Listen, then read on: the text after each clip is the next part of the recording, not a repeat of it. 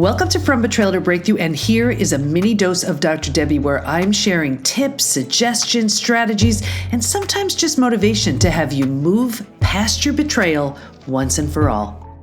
Hi there and welcome. Today I want to talk about, of course, betrayal, but I want to talk about it from a little bit of a different angle.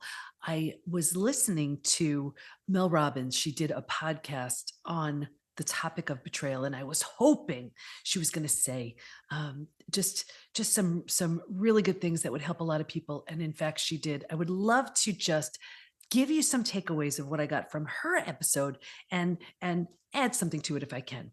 So she was talking about betrayal and had two guests come on, and they have experienced betrayal, in their own way. And the truth is, regardless of how you've experienced it, it's so painful because it's a complete and total shattering of the trust of the person that you trusted the most, whether that's a family member, a partner, a friend, a coworker.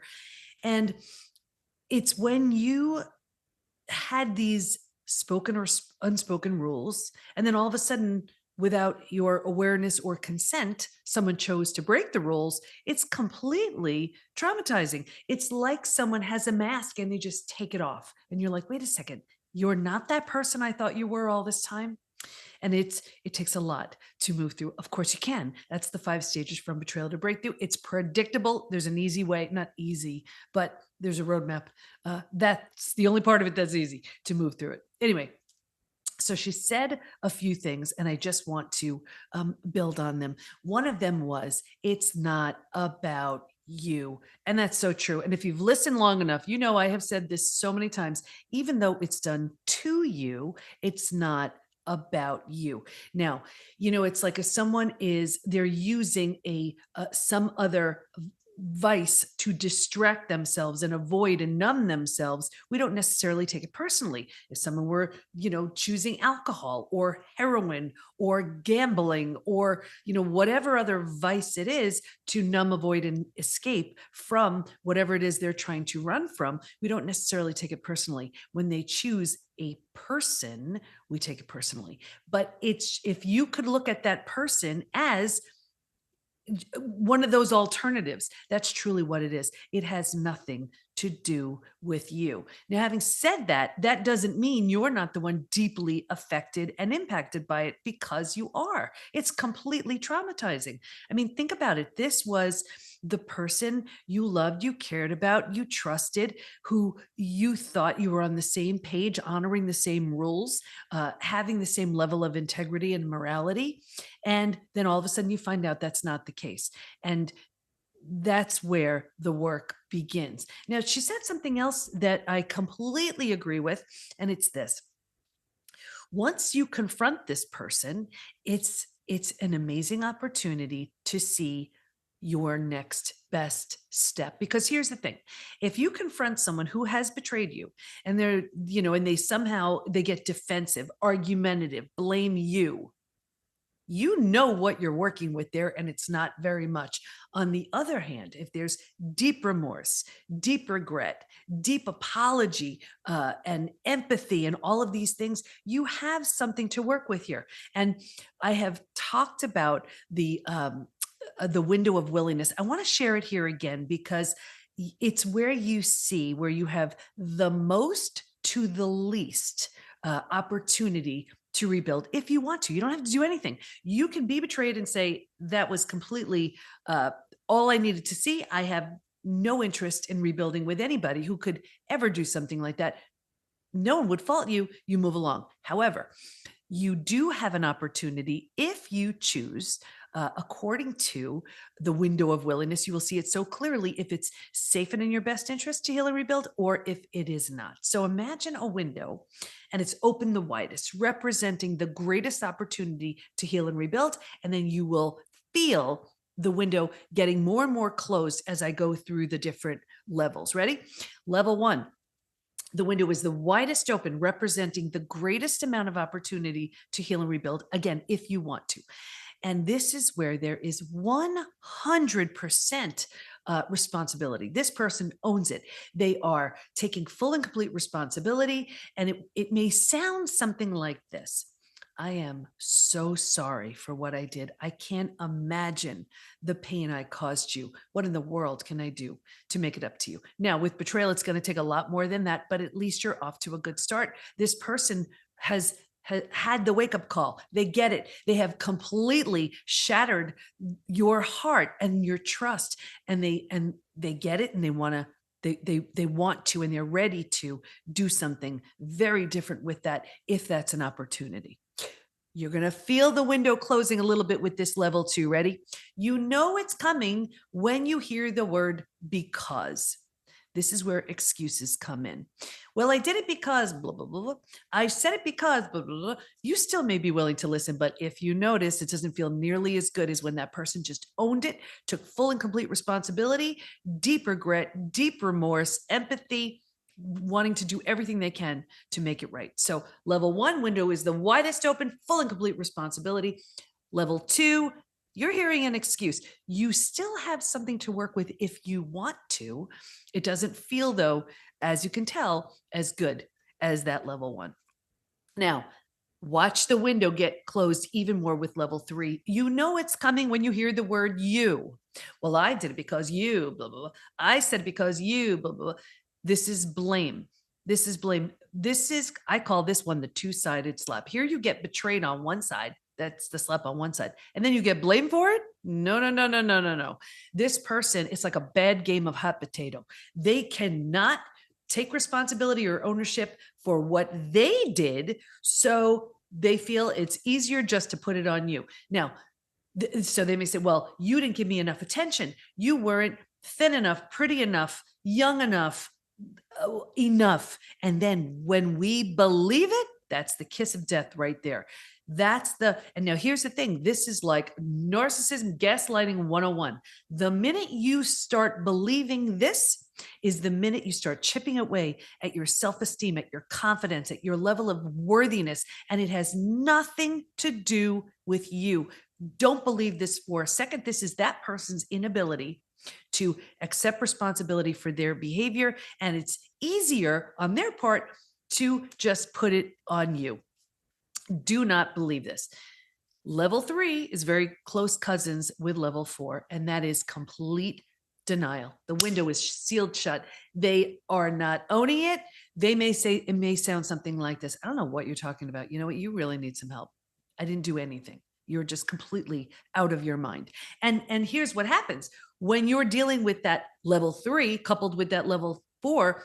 You're thinking to yourself, am I out of my mind? Am I making this up? And you want to walk around with a pad and a pen, like, no, you said this last Tuesday, remember? And you want to prove and you want to show, and you're thinking that you're crazy. And that's the idea. That's the whole idea. That's how it works. Now, let me bring this up. If a relationship works only when you feel off balanced, off kilter, lacking, less than, is that really working? Look at the dynamic of that. Look at how the relationship is working, where you feel, well, it must be me. I must not be enough. I must not, be trying hard enough. If I only try harder.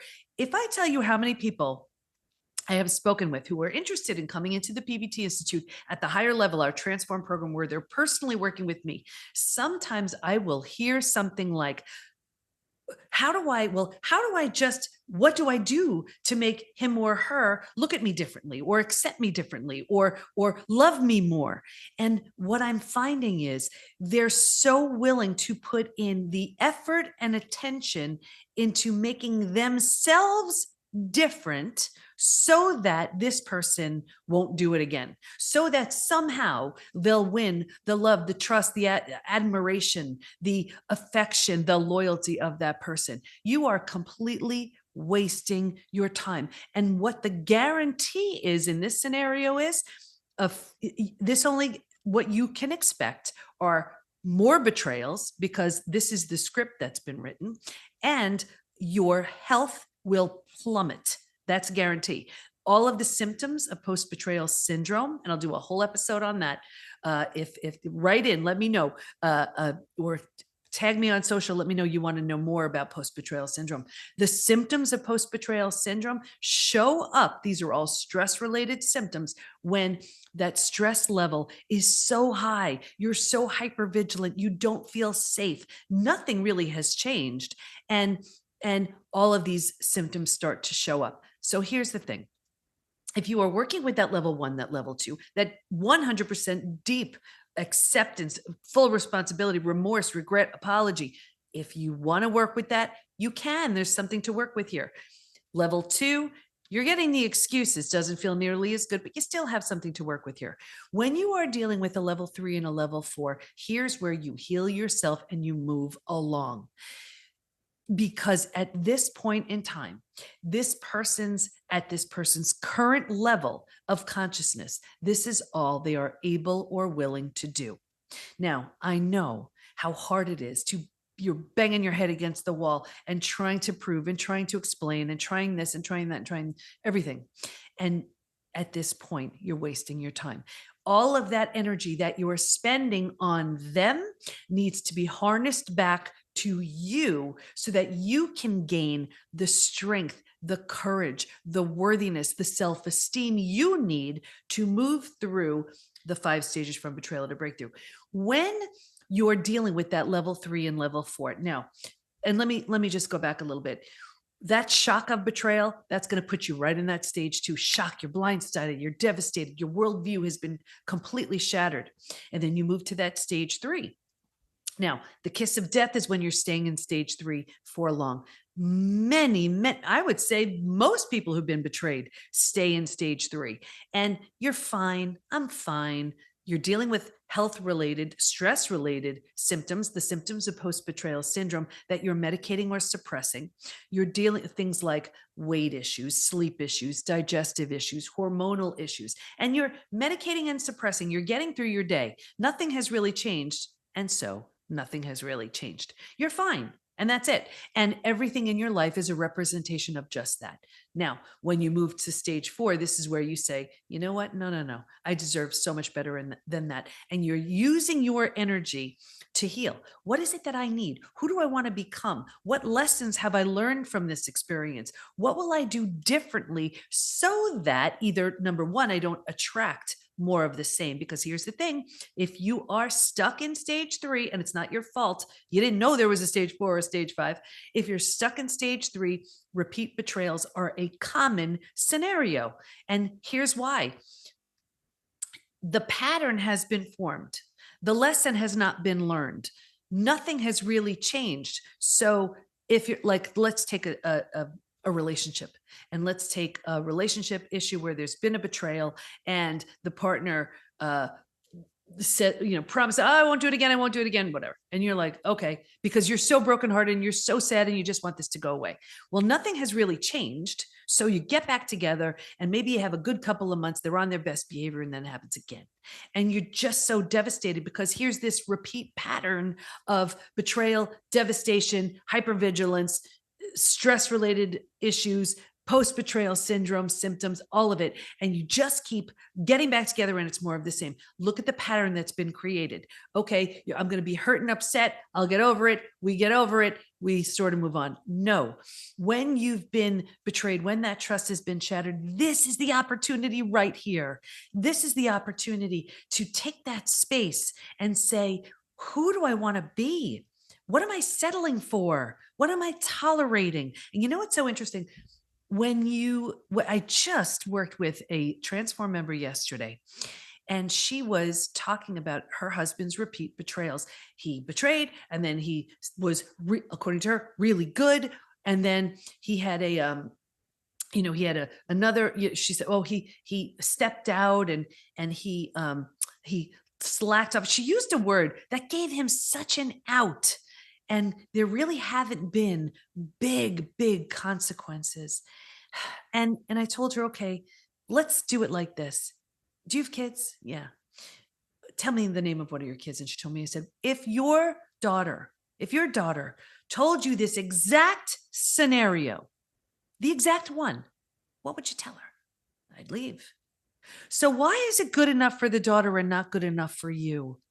You see, we have to be really careful. Now, here's the other thing, too. You are the greatest role model for your kids. What are you showing them? What are you teaching them? Now, I'm not saying that betrayal means it's got to be the complete end and that's it with that person, because what I have seen, I see it with members in our rebuild program. Our rebuild program is for the betrayer. These are people who they are, because I give them the playbook, what to say, what to do, what never to say, what never to do. And they do it and they take it seriously. And we have beautiful new relationships emerge where we have one of the partners in our rebuild program for the betrayer. We have our other partner in our reclaim program for the betrayed. They both do intense work and come out so much better for it. And those of you who know my story, that was my experience too. That was the deal breaker. When my husband betrayed me, that was the deal breaker. That was the complete and total end of the marriage. He got out of the house, and I'm like, okay, here I am, 4 kids, 6 dogs, a business. How in the world am I going to do this? This wasn't part of the plan. And there's this grief because you're like, I didn't sign up for this. This isn't what I planned for. But what if you did? What if you did? What if you needed something so catastrophic to crash and burn so you can realize how worthy, deserving, lovable, whatever that lesson is for you, that you truly are?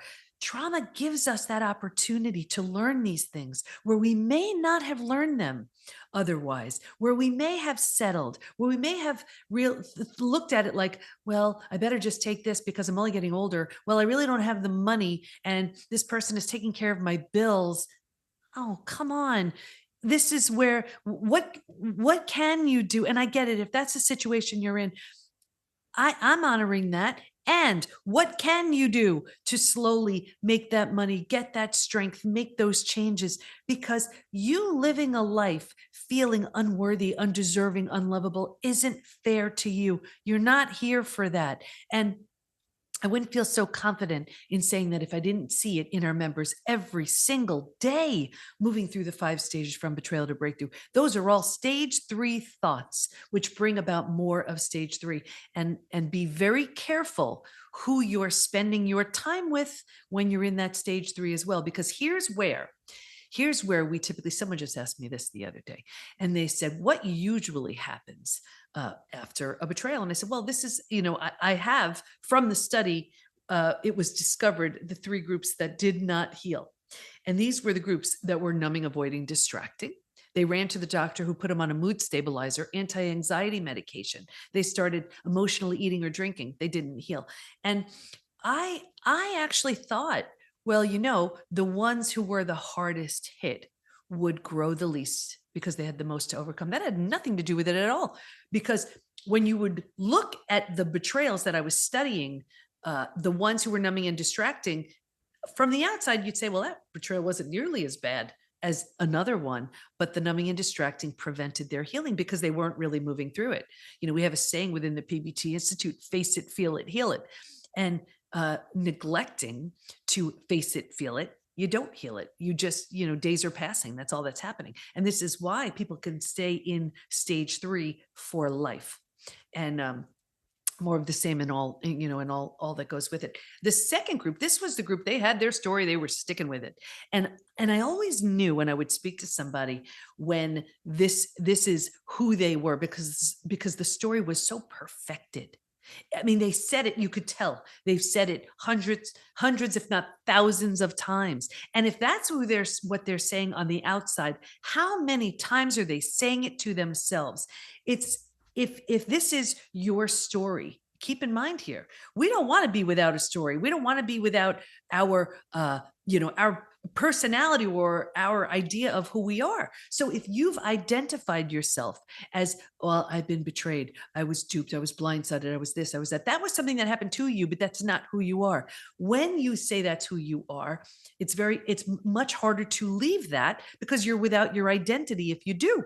Do you see? So we want to, yes, you want to acknowledge what you've been through. Of course, you want to unpack it so that you can move forward, but that is by no means who you are. This is one of the things as you leave stage 3 and move into stage 4.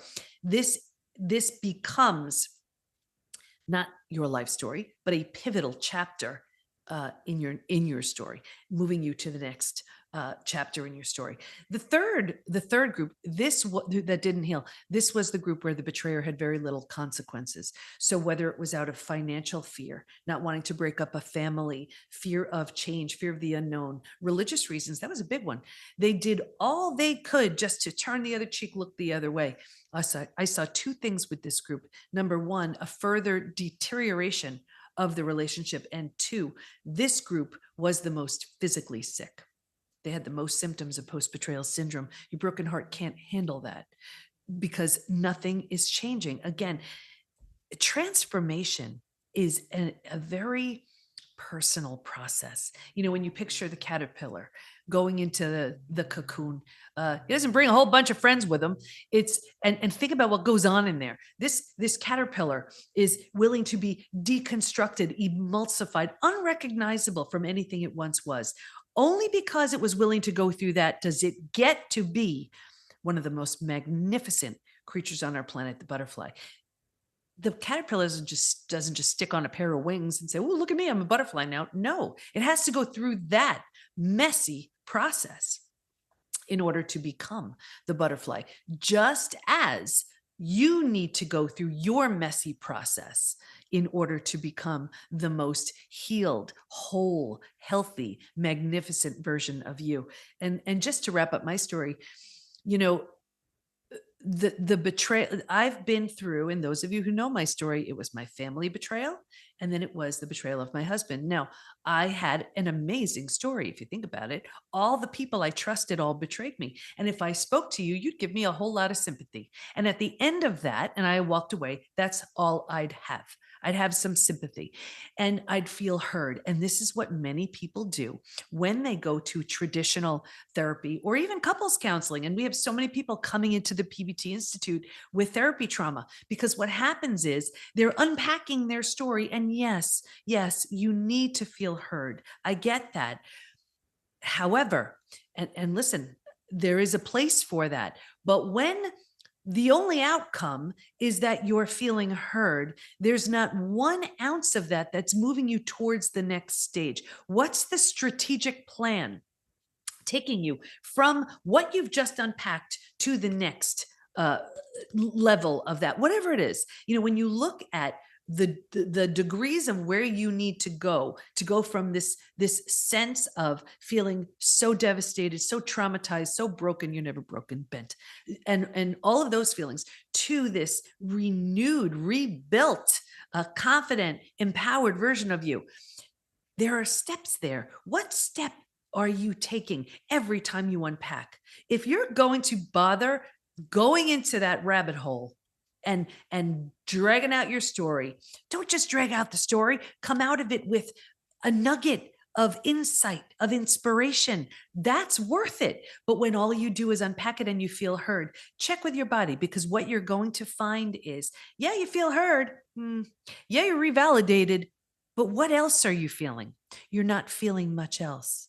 But confidence happens, growth happens, change happens when you recognize where you're at and do something different in order to bring about a different result. It could be something as simple as, I was speaking with another one of our Transform members yesterday, and this is a familiar scenario as well. And she realized that where repeat betrayals from her partner, and she realized, well, I'm always just the peacemaker, and I'm always just giving in. And if my husband doesn't want to do something, I'm like, okay, whatever.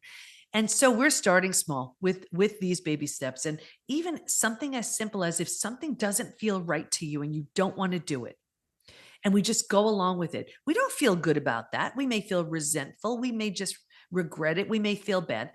But one of the things that we need to do is learn who we are and what we want. So if something feels like, well, that's not going to work for me, that's not going to feel good for me, what do you need to do in order to be able to say no to that thing? First of all, you need to recognize that option, it could be a show, it could be a movie, it could be a restaurant, wherever it is you're going, whatever it is you're doing. If that's going to be something that does not feel like something, this version of you that you're building and recreating is aligned with, then you say no. And although it may seem so hard in the beginning, think about it, working yourself up and saying no, that whole process may take a couple of minutes. Then you blurt out that no, that's not right for me, and no, I'd rather not, or no, let's do this instead. But when you do, think about what you've secured. How much longer is that new feeling of, look at me, wow, I never said no before, that feels kind of good. And now that I've said no to this, what can I do with that time instead that's more aligned with who I am? I talk about this in Trust Again, where I didn't even know I was a highly sensitive empath. I had no idea until my betrayal. And I used to do things that were so not aligned with what a highly sensitive empath should be doing. Like, for example, I would go into New York City, Times Square. Like the energy doesn't get more intense. Or I would, to just meet friends and go places. Or I would see, scary action-packed movies. Now, for other people, this is energizing. This is amazing. For me, it's like every nerve was on, ending was on edge. It was so wrong for me. I'd leave. Let's say I would leave New York City, and it would take me like a day or two to get over it, or this action movie, and I'd be sitting there like, plugging up my ears and covering my eyes. And I realized, what the heck am I doing? I'm a highly sensitive empath. I don't belong in those scenarios. They're just not good for me. So when I realized that, it was a new lesson in learning to say no. So when the opportunities arose, and I was invited, like, you know what, thanks so much, I'll catch you next time. Thanks so much, I'm going to do this instead. Whatever it was. And was it uncomfortable? Yes. Was it awkward? Yes. Did I feel better saying no? Yes. So when you think about growth, it's going to be in that discomfort. You don't grow in the comfort. That's not where growth happens. You've heard, right? Everything you want is right outside your comfort zone. Life begins outside of your comfort zone. I think that was Neil Donald Walsh. So that's what this is. That no, you may start saying, is outside your comfort zone. And then you do it again and again and again. And that's how confidence begins. And it's a process. But when it comes to healing from betrayal, and just talking about how Mel was addressing that episode again, one thing she said, and I was so glad she said this too, she was saying that couples who do the work can actually come out of it so much better. Now, I want to be really clear. That does not mean the betrayed does the work for the betrayed and the betrayer. Not at all. That's not the couple doing the work. That's a clear sign that the only one willing to do the work is the betrayed. It's a setup for more pain. And, I talk about this with my brick wall analogy you may have heard before, where I look at, people ask me all the time, can trust be repaired? I say no. Can it be rebuilt? Yes, it can. It takes a lot though. When you look at a brick wall, the only way I know of a brick wall being built is brick by brick by brick, representing every opportunity someone has to show that they're trustworthy. That's one brick in that brick wall. And that's why it can take a really long time. And then all of a sudden, betrayal happens, and there's a complete and total shattering of that brick wall. Well, you could look at the rubble of bricks and say, I don't have the least bit of interest in watching that thing get rebuilt. Totally fine. You walk away. However, if you are willing to watch the brick wall be rebuilt for the betrayed, that would be your job. You're willing to watch that brick wall be rebuilt as you repair everything that was damaged within you. The person who shattered the brick wall has to be a really good bricklayer, and it goes up the same way it went up the first time, brick by brick by brick. Every opportunity they have to show that they're trustworthy, that's one brick in that brick wall, and that's why it takes time. But here's what I see. Very often, I see the person who built the brick wall shatters it. They don't have much of an interest in building the brick wall. So the person who's betrayed is like, fine, I'll build it. No, that's not your job. That's why you don't feel safe. That's why you're hypervigilant. That's why you don't trust. That's why there's more of the same. We write the script for how people treat us. I am not suggesting for 1 second that that means the betrayal was your fault. But what I am suggesting is once it happens, it's your opportunity to say, who do I want to be? The old you could look at it like the old you is dead and gone. The old relationship is dead and gone. And what do you want to build now? So, like in my example, my family, they were that level 3 and 4. I had nothing to work with. I healed and moved along. And I'm the most family oriented person I have. I have 4 kids. I mean, and 6 dogs. I had 6 dogs at the time. I mean, it was all about family. The hurt and the pain of that, but the realization that it wasn't about me, was gave me the motivation to start doing the work in that way. When it came to my husband, that was the deal breaker. And then when he used the opportunity to transform as well, I was doing my work. I was like, well, that's it. Okay. I mean, what am I teaching my kids here? What am I teaching myself? What am I, and I was very aware of, the messages I was sending out and who I wanted to be. And I had no idea. There wasn't a roadmap. And I said, you know what? A book isn't getting me out of this jam. I need a whole PhD in it. So when I was in the program and then it was time to do the study, of course, I studied betrayal. And honestly, it was just so I could heal and heal my family. I had no idea it was going to lead to the discoveries and then everything else it led to. But I just became the guinea pig for everything the study proved was working. I just did. I said, if it shows it's working, let me do it. If it's not working, let me not do it. And that was the reason why I was healing to the level that I did, moving through the stages that weren't really understood until it was so evident that that's what this was. And my husband on his end was doing his work, because this was the biggest wake up call for him, losing me and the kids. And then as we started just becoming friends again and slowly dating again, it was all new. And here's the thing, for those of you who don't believe a betrayer can change, can you change? If you can change, so can the betrayer. I'm not saying that all of them do. Many of them don't. Many of them are just on to the next. Their ego is too involved and they're incapable or unwilling to do the work. But for the ones that truly get it, and they've owned it and they realize it, this can be the most transformative work for them too. So to wrap all this up, I would say, and I say it within the PBT Institute all the time, betrayal, healing from betrayal, is one of, if not the hardest and most transformative things you'll ever do.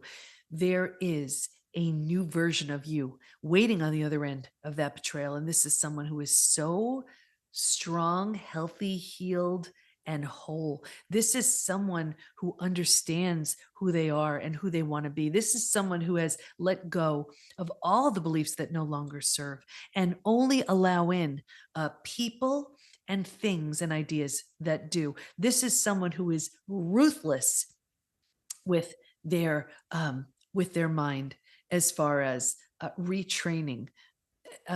Anything that is no longer a fit is just not allowed in. And you get to become whoever it is you want. We see it all the time. People who are in stages 4 and stage 5, new businesses are birthed, new relationships, because you're ready for a very different relationship than either with the person who hurt you, as two very different people. Like in my case, right? My husband and I married each other again. New rings, new vows, new dress, and our 4 kids is our bridal party. Or they get together with someone entirely new because they're entirely new.